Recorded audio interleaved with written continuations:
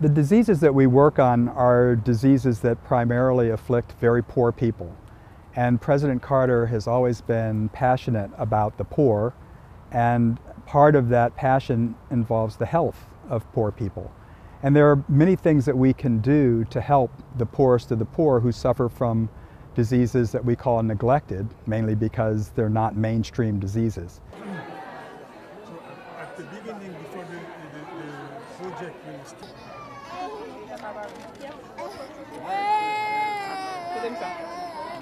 Can you? She's friendly. Hello? I think President Carter's interest in some of the diseases I work on, which are the diseases of the poor, stem from his childhood, from his upbringing.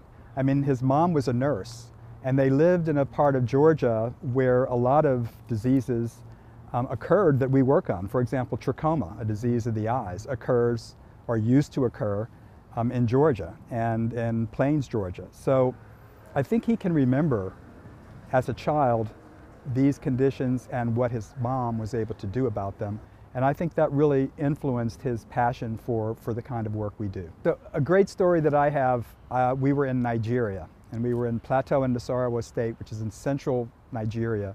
Lining the road were Nigerian school children, all in different uniforms from their schools, holding signs.